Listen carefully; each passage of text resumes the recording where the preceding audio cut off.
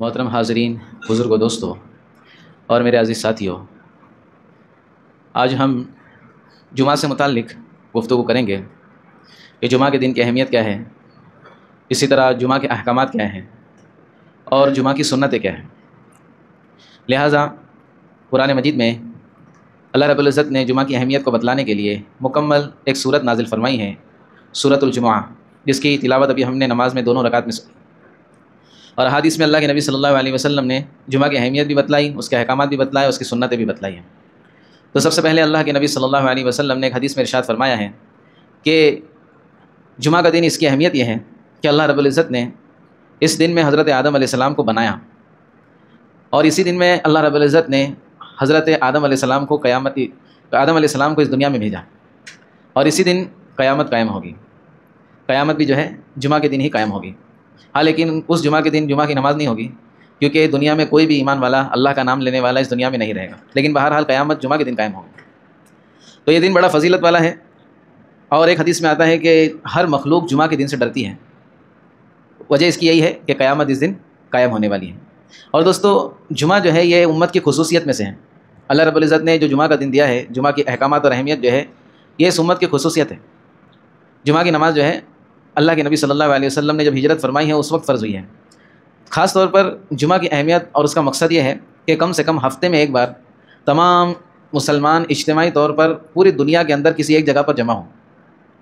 اللہ کے نبی صلی اللہ علیہ وسلم کے زمانے میں مسجد نبوی کے اندر جمعہ قائم کی جاتی تھی، حالانکہ اس زمانے کے اندر مسجد نبوی کے اطراف میں اللہ کے نبی صلی اللہ علیہ وسلم کے ہوتے ہوئے 9 مسجدیں تھیں۔ کتنی مسجد تھی؟ مدینہ جو ہے اس کے اطراف میں 9 مسجدیں تھیں۔ اللہ کے نبی صلی اللہ علیہ وسلم نے ان کو حکم دیا تھا کہ پورا ہفتہ آپ اپنی اپنی مسجدوں کے اندر نماز پڑھیں، لیکن جمعہ کے دن سب کے لیے لازم ہے کہ وہ میری مسجد میں یعنی مسجد نبوی میں آ کر جمعہ ادا کریں۔ اس کے پیچھے بہت سارے مقاصد ہیں کہ جمعہ کے دن جب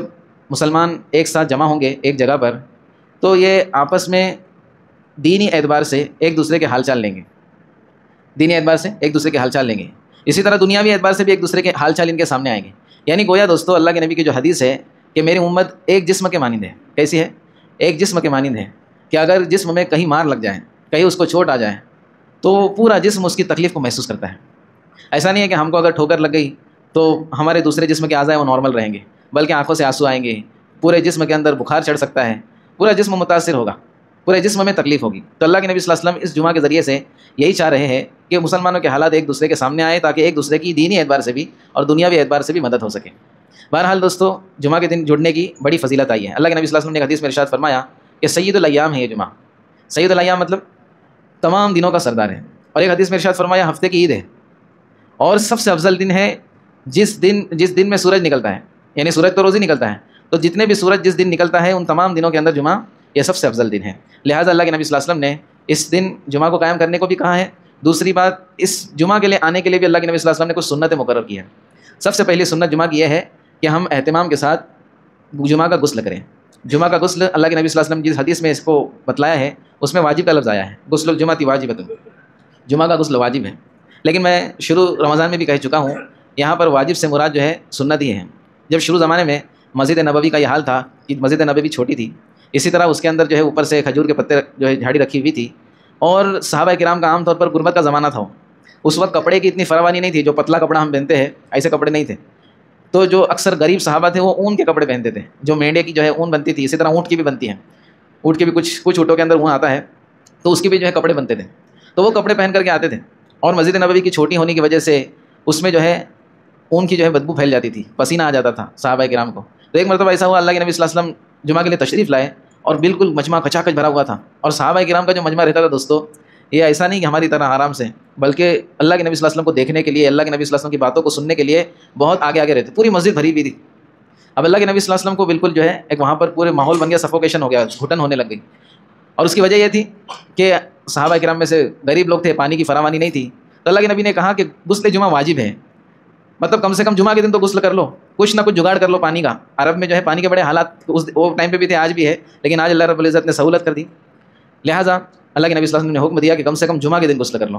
یہ اس سے مراد ہے۔ پھر جب صحابہ کرام کے حالات اچھے ہو گئے، جب مالداری آئی، کپڑا جو ہے پتلا ملنے لگا، تو پھر اللہ کے نبی صلی اللہ علیہ وسلم کے زمانے میں ہی، اور پھر صحابہ کرام سے بھی ثابت ہے کہ غسل جمعہ کے دن نہ بھی کر کے آئیں کسی مجبوری کی وجہ سے، تو بھی نماز تو ہو جائے گی، فرض اور واجب نہیں ہے، لہٰذا ہم اس کا اہتمام کریں کہ جمعہ کے دن اہتمام سے غسل کریں۔ اچھا، بعض لوگ اس حدیث کی وجہ سے سمجھتے ہیں کہ مسلمان صرف جمعہ کو ہی نہاتا ہے، یہ غلط فہمی ہے، اور بہت سارے لوگوں کو غلط فہمی ہے، ہم کو چھوڑ کر، ہم کو تو پتہ ہے ہم کتنے بار، ہم میں سے بعض لوگ دن میں 2 3 3 بار بھی نہاتے، تو فراوانی ہے۔ بہرحال تو جمعہ کے دن سب سے پہلی چیز یہ ہے کہ غسل کرنا جمعہ کی نیت سے، یہ سنت ہے۔ دوسری سنت یہ ہے کہ جمعہ کے لیے صاف ستھرا کپڑا پہن کے آنا، سفید ہو تو اور اچھا ہے۔ اللہ کے نبی صلی اللہ علیہ وسلم نے حدیث میں ارشاد فرمایا، سفید کپڑے کی فضیلت بتائی۔ اسی طرح مردے کے لیے بھی، یعنی جو مر چکا ہے اس کے لیے بھی سفید کفن میں اس کو دفنانے کو اللہ کے نبی صلی اللہ علیہ وسلم نے اچھی چیز بتلائی ہے، تو صاف ستھرے پہننا اور سفید ہو تو بہتر ہے۔ اسی طرح جمعہ کے دن عطر لگا کر کے آنا، ہمارے یہاں پر بھی ماشاءاللہ جمعہ کے دن مجمع زیادہ ہوتا ہے، تو عطر لگا کر کے آئے، ایسی خوشبو لگائے جس سے لوگوں کو جو ہے سکون محسوس ہو۔ بعض لوگ اتنی خطرناک خوشبو لگا کے آتے ہیں دوستوں کہ اس سے چکر آنے لگ جاتی بعض لوگوں کو، تو اتنی بھی جو ہے عجیب خوشبو نہ لگائے، بلکہ ایسی خوشبو لگائے جس سے لوگوں کو ہے نا سرور پیدا ہو، ایک سکون محسوس ہو، تو ایسی خوشبو لگا کر آنا چاہیے۔ اسی طرح تیل لگا کر کے آنے کو بھی، بالوں کو تیل لگانا، آنکھوں کے بھوؤں پر تیل لگانا، یہ بھی جو ہے سنت ہے، خاص طور پر جمعہ کے دن اس کا اہتمام کریں۔ ویسے تو اللہ کے نبی صلی اللہ علیہ وسلم کے بارے میں آتا ہے، اللہ کے نبی صلی اللہ علیہ وسلم اتنا تیل لگاتے تھے بالوں کے اندر، شمائل ترمذی کے اندر روایت ہے کہ اتنا تیل ہوتا تھا کہ اللہ کے نبی صلی اللہ علیہ وسلم پہلے ایک کپڑا تھا رومال کی طرح، وہ تیل لگانے کے بعد سر پہ رکھتے تھے، اس کے اوپر ٹوپی پہنتے تھے، اس کے اوپر صافہ پہنتے تھے، ایک دم جس کو ہم اپنی زبان میں کہتے ہیں چپچپت، ایسا تیل لگاتے تھے اللہ کے نبی صلی اللہ علیہ وسلم۔ تو وہ بھی جو ہے اگر کسی کو اگر اس کا اہتمام کر سکتا ہے تو بہت اچھی چیز ہے، اس کے فوائد جو ہے ڈاکٹر حضرات بھی بتاتے ہیں، کیونکہ اللہ کے نبی کی سنت ہے۔ بہرحال اچھے سے تیل لگانا چاہیے بالوں کے اندر، لیکن جمعہ کے دن کم سے کم ہم تیل لگانے کا بالوں میں اہتمام کریں، سنت سمجھ کر کے۔ اور جہاں پر عطر کے لفظ آیا ہے کہ عطر لگانا ہے، اللہ کے نبی نے فرمایا کہ اپنا عطر لگانا ہے۔ کس کا عطر لگانا ہے؟ عام طور پر آپ دیکھیں گے بعض لوگ ہیں ماشاءاللہ اپنی مسجد کے اندر بھی آئیں گے، ہے کیا ایسا؟ بہرحال وہ بھی چل جائے گا، لیکن جو ہے ہم اپنا عطر اور اپنا تیل لگانے کی کوشش کریں، یہ اللہ کے نبی صلی اللہ علیہ وسلم نے حدیث میں ارشاد فرمایا۔ اسی طرح جمعہ کی سنت یہ ہے کہ نماز کے لیے جلد از جلد آنا، اس کی بھی حدیث میں فضیلت آئی ہے۔ اللہ کے نبی صلی اللہ علیہ وسلم نے حدیث میں ارشاد فرمایا کہ جو شخص جلد صبح سویرے مسجد میں آئے، امام سے قریب ہو کر بیٹھے اور دھیان توجہ سے خطبہ سنیں اور ان تمام چیزوں کے اندر لغو و کام نہ کریں۔ اللہ کے نبی صلی اللہ علیہ وسلم کے زمانے میں مسجد کے اندر ایسے قالین بچھے ہوئے نہیں ہوتے تھے، بلکہ صفوں کی علامت کے طور پر وہاں پر کنکریاں بچھی ہوئی ہوتی تھی، وہ کنکریاں چبھتی بھی تھی، پیر کے نیچے یہاں پر آ گئی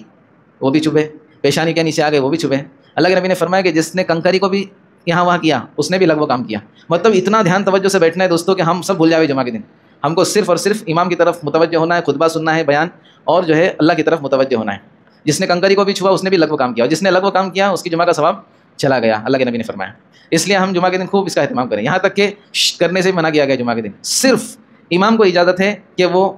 مجمع کو ہینڈل کریں۔ اور اسی طرف فقہاء نے یہ بھی لکھا ہے کہ جو ذمہ دار ہوتے ہیں جمعہ کے دن، جیسے والنٹیئرس ہوتے ہیں ہمارے کسی مجمع کو سنبھال کے لیے، ان کے لیے بھی اس کا جواز ہے، لیکن عام لوگوں کو اس کا جواز نہیں ہے کہ وہ اشارے کرے، کسی کو خاموش بٹھائے۔ خاموش بٹھانا بھی منع ہے، ایک دوسرے کو خاموش بھی نہ بٹھائیں، چپ چاپ اپنا خاموش بیٹھے رہیں۔ بہرحال تو یہ جمعہ کی سنت ہے۔ اسی طرح ایک اہم سنت ہے جمعہ کے دن کی کہ سورۃ الکہف کا اہتمام کریں، جو ہم نے 15ویں پارے میں سورۃ الکہف کا ترجمہ یہ پڑھا تھا، تشریح اور تفسیر کی تھی۔ سورۃ الکہف کے بارے میں اللہ کے نبی صلی اللہ علیہ وسلم نے ارشاد فرمایا جو شخص جمعہ کے دن اس کو پڑھے گا اہتمام کے ساتھ، اور دجال نکل آئے، سب سے بڑا فتنہ شروع جو ہے نا دنیا بننے سے شروع جب سے ہوئی ہے قیامت تک سب سے بڑا فتنہ اللہ کے نبی نے فرمایا دجال ہے، تو اتنے بڑے فتنے سے بھی اللہ رب العزت دجال سے بھی حفاظت فرمائیں گے، تو سورۃ الکہف کا اہتمام کریں۔ اگر کسی کی اسپیڈ بہت کم ہے، پورا دن نکل جائے گا سورہ کہف پڑھنے میں اس کو، تو کم سے کم سورہ کہف کی اگلی 10 آیتیں اور پچھلی 10 آیتیں کم سے کم اتنا وہ پڑھ لے، لیکن اگر اس کی اتنی اسپیڈ کم نہیں ہے بلکہ اچھے سے پڑھ سکتا ہے، وہ 1 گھنٹے کی بھی پڑھ سکتا ہے، تو بہرحال اس کو پڑھنا سنت ہے، بڑی اس کی فضیلت آئی ہے دوستوں۔ اسی طرح ایک جمعہ کی سنت ہے کہ اس میں درود شریف کا اہتمام کرے، کثرت سے درود پڑھے۔ درود تو ہم کو روزانہ پڑھنا ہے، لیکن جمعہ کے دن خاص طور پر کثرت سے اہتمام کرے۔ اللہ کے نبی صلی اللہ علیہ وسلم نے حدیث میں ارشاد فرمایا کہ مجھ پر جو درود پڑھا جاتا ہے وہ میرے پاس تحفوں کی شکل میں فرشتے لے کر آتے ہیں، اور ایسا نہیں کہ صرف اللہ کے نبی صلی اللہ علیہ وسلم کے سامنے جا کے پیش کر دیتے، بلکہ ہمارے باپ کے نام کے ساتھ اللہ کے نبی صلی اللہ علیہ وسلم کے پاس ہمارا درود پہنچتا ہے۔ گویا درود پڑھنے والے کو اللہ کے نبی خود جو ہے براہ راست بنفس نفیس خود پہچانتے ہیں۔ دوستوں کتنی بڑی فضیلت ہے کہ اللہ کے نبی صلی اللہ علیہ وسلم سے نسبت تو ہے ہماری کہ ہمارے نبی ہے، یہ چیز یہ عمل ایسا ہے درود کہ اس سے ہماری نبی کریم صلی اللہ علیہ وسلم سے مناسبت پیدا ہو جائیں گی۔ ایک ہوتی نسبت کہ ہم جو ہے فلاں ایکٹر اور فلاں کرکٹر کے بنگلے کے پاس رہتے ہیں، یہ ہو گئی نسبت، ہم فلاں سیلیبریٹی کو پہچانتے ہیں، جیسے مثال کے طور پہ دینی اعتبار سے ہم مولانا طارق جمیل کو پہچانتے ہیں، ارے پوری دنیا پہچانتی ہے، اس میں کیا ہے؟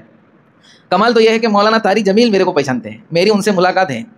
میری فلاں ایکٹر سے پہچان ہے، میرے فلاں بڑے آدمی سے پہچان ہے، تو اس کو کہتے ہیں مناسبت۔ تو نسبت تو ہم کو سب کو ہے اللہ کے نبی صلی اللہ علیہ وسلم سے، لیکن مناسبت کب ہوگی کہ درود شریف کا اہتمام، اللہ کے نبی صلی اللہ علیہ وسلم کی محبت میں درود کا اہتمام کریں اور ہمارے آنکھوں سے آنسو جاری ہو، ہمارا دل جو ہے مدینہ پہنچ جائے، یہ جو ہے درود شریف کا اہتمام اس کو کہتے ہیں۔ لہٰذا جمعہ کے دن خاص طور پر درود شریف کا اہتمام کرنا چاہیے۔ اسی طرح جمعہ کے دن ایک قبولیت کی گھڑی ہوتی ہے، اللہ کے نبی صلی اللہ علیہ وسلم نے ارشاد فرمایا کہ جو بھی دعا اس گھڑی میں مانگی جائے اللہ رب العزت اس کو قبول کرتے ہیں۔ بہت ساری احادیث ہیں، ان احادیث کا نچوڑ یہ ہے کہ امام جب خطبے کے لیے کھڑا ہوتا ہے اس وقت سے لے کے نماز کے ختم ہونے تک وہ گھڑی آتی ہے۔ دوسرا نچوڑ یہ ہے احادیث کا کہ عصر کی نماز کے بعد سے مغرب کی نماز کے بیچ تک یہ گھڑی ہوتی ہے۔ کیونکہ یہی وقت کے درمیان حضرت آدم علیہ السلام کو اللہ رب العزت نے ان کے جسم میں روح پھونکی تھی، یہ روایت میں آتا ہے۔ تیسرا وقت یہ بتایا جاتا ہے کہ جمعہ کی جو رات ہوتی ہے، یعنی جمعرات، ابھی جو رات گزری ہے، فجر سے پہلے تہجد کے وقت وہ گھڑی ہوتی ہے۔ یہ 3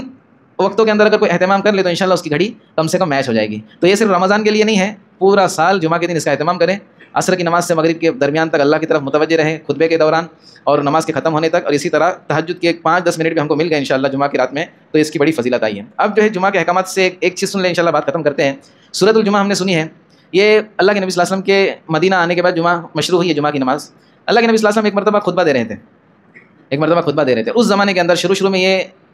اس طرح جمعہ کی ترتیب تھی کہ پہلے جو ہے 2 رکعت نماز ہوتی تھی جمعہ کی، جیسے عید کی نماز ہوتی ہے، اور خطبہ بعد میں ہوتا تھا، نماز کے بعد خطبہ ہوتا تھا۔ تو ایک مرتبہ ایسا ہوا کہ جمعہ کا خطبہ چل رہا تھا، نماز ہو چکی تھی، اور اس زمانے کے اندر مدینہ کے اندر قافلے آیا کرتے تھے، لیکن قافلے جو ہیں اپنے حساب سے آتے تھے، تو بہت ساری چیزیں مدینہ کے اندر تو ملتی ہی نہیں تھیں، تو وہ قافلوں کے ذریعے سے ہی، تجارتی قافلوں کے ذریعے سے مدینہ والوں کو میسر ہوتی تھی، جس کی وجہ سے بہت دنوں تک نہ آنے کی وجہ سے سامان مدینہ والوں کا ختم ہو جاتا تھا، لمیٹیڈ چیزیں ہوتی تھیں وہ بھی ختم ہو جاتی تھیں۔ تو سب لوگوں کے ذہن میں ہوتا تھا اب جب قافلہ آئے گا تو شکر لیں گے، گڑ لیں گے، جو بھی کچھ زمانے میں ملتا تھا سب پلاننگ کر کے رکھتے تھے۔ اللہ کے نبی صلی اللہ علیہ وسلم خطبہ دینے کے لیے کھڑے ہیں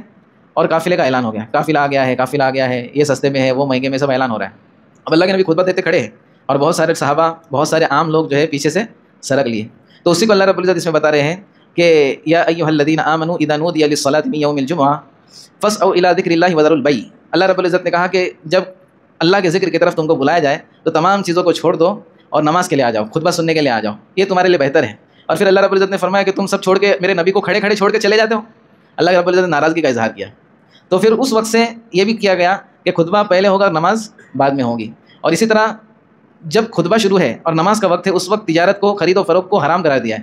کیا قرار دیا ہے؟ جمعہ کے دن آپ اس وقت میں خرید و فروخت نہیں کر سکتے۔ ہاں لیکن ابھی ہمارے زمانے کے اندر ایسا ہے، کہیں پہ 1.5 کی جمعہ ہے، کہیں پہ 2 کی ہے، کہیں پہ 2.5 کی ہے، تو آدمی جو اعتبار سے جہاں جمعہ پڑھنے والا ہے وہ حساب سے وہ خرید و فروخت کر بھی سکتا ہے۔ جیسے مثال کے طور پر رابڑی میں بعض مسجدوں میں 2.5 کی جمعہ ہے تو بعض لوگ اسی مسجد میں جا کے نماز پڑھتے ہیں، تو اب ان کے لیے 1:30 بجے بھی تجارت وہ کر سکتے ہیں کیونکہ وہاں پر جا کے جمعہ پڑھنے والے۔ لیکن اگر ایسا ماحول ہے کہ ایک ہی ہماری بستی میں مسجد جمعہ ہونے والی ہے تو اس میں ہم اس وقت خرید و فروخت نہیں کر سکتے۔ پھر اللہ رب العزت نے کہا جب جمعہ کی نماز ہو جائے